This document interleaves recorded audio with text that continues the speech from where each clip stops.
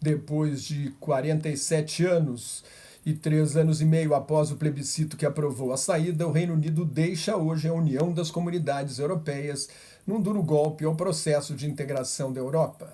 Hoje é um dia histórico. A Europa Unida perde sua segunda maior economia. É a primeira vez que um país membro pede para sair do bloco, criado em 1957 por apenas 6 países, Alemanha Ocidental, Bélgica, França, Holanda, Itália e Luxemburgo, para fortalecer a economia da Europa Ocidental e servir de contraponto aos países comunistas do bloco soviético durante a Guerra Fria. Na verdade, a integração foi lançada pelo Plano Schuman, nome de um ministro do exterior da França, em 9 de maio de 1950, 5 anos depois da rendição da Alemanha nazista na Segunda Guerra Mundial, para garantir a paz e a prosperidade no continente. Em 1951, foi fundada a Comunidade Europeia do Carvão e do Aço, para controlar a produção e o comércio destas substâncias essenciais à indústria bélica e, assim, evitar a remilitarização da Alemanha. A Comunidade Econômica Europeia foi criada pelo Tratado de Roma em 1957, que entrou em vigor em 1958.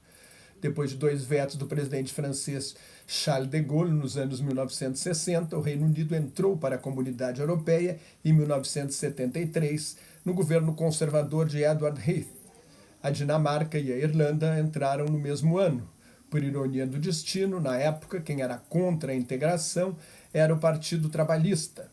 Depois de vencer as eleições de 1974, o primeiro-ministro trabalhista Harold Wilson convocou um plebiscito para o eleitorado dar a palavra final.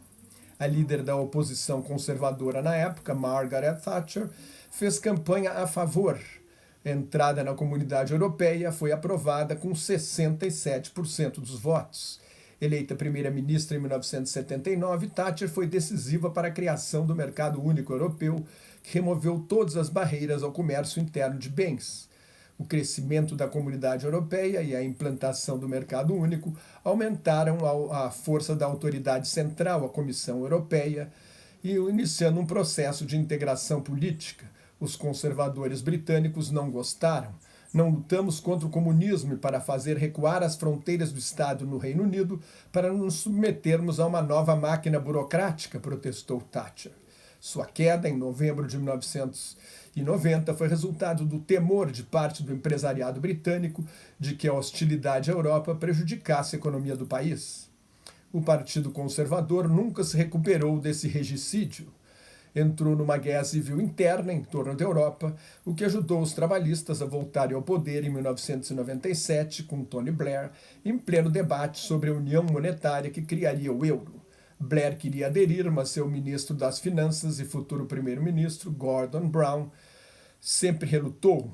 Brown teve um papel importante na reação internacional à crise econômica de 2008, mas foi derrotado pelo conservador David Cameron em 2010, e Cameron adotou um rigoroso programa de ajuste fiscal para equilibrar as contas públicas. Para ser reeleito em 2015, quando conseguiu maioria absoluta, Cameron prometeu convocar um plebiscito sobre a permanência ou não do Reino Unido na União Europeia. Seu objetivo maior era pacificar o partido, acabando com a guerra interna em torno da Europa. Depois de uma campanha suja, marcada por notícias e promessas falsas, a saída da União Europeia venceu o plebiscito de 23 de junho de 2016 por 52% a 48% dos votos. Logo ficou evidente que os eurocéticos não esperavam a vitória, nem estavam preparados. Cameron caiu, os líderes da campanha para sair, os ministros Boris Johnson e Michael Gove, considerados traidores, perderam a disputa pela chefia do partido para Theresa May, que votou para ficar em lealdade a Cameron. May negociou um acordo com os outros 27 sócios da União Europeia, rejeitado 3 vezes pelo parlamento britânico. Foi substituída por Boris Johnson, que pretendia sair em 31 de outubro, mas precisou vencer as eleições antecipadas de 12 de dezembro do ano passado, com maioria absoluta, para conseguir a aprovação da Câmara dos Comuns. O Reino Unido deixa hoje a União Europeia e entra numa era de incerteza. O país que comandou o maior império que o mundo jamais viu, está onde o sol nunca se punha, está reduzido a uma pequena ilha e um pequeno pedaço de outra. Ainda corre o risco de divisão. A Escócia, onde 62% votaram a favor da saída, pode convocar um novo plebiscito sobre a independência para voltar à Europa. A posição de Londres como maior centro financeiro da Europa está ameaçada.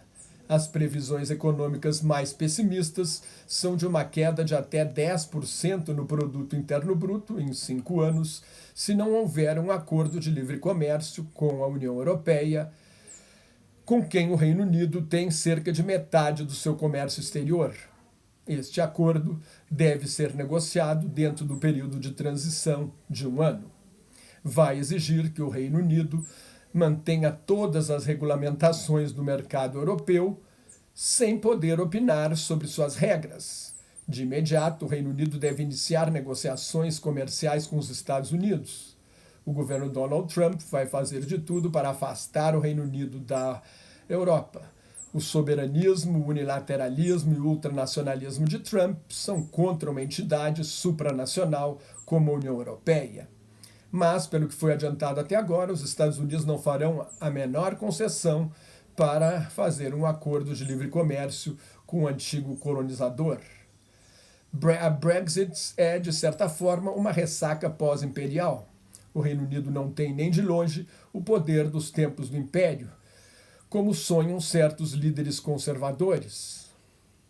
Depois da guerra, o primeiro-ministro Winston Churchill disse que a política externa britânica girava em torno de 3 eixos: a Europa, a comunidade britânica formada por suas ex-colônias e a relação especial com os Estados Unidos, que é muito mais especial para os britânicos do que para os americanos. As antigas colônias não querem se submeter ao antigo poder imperial e a relação com a Europa está atacada. A saída da União Europeia pode tornar o país irrelevante no cenário internacional. Mais notas e comentários sobre política internacional no meu blog Globalização em Crise, que está em nelsonfrancojobim.blogspot.com, no meu Twitter e no Facebook. Muito obrigado.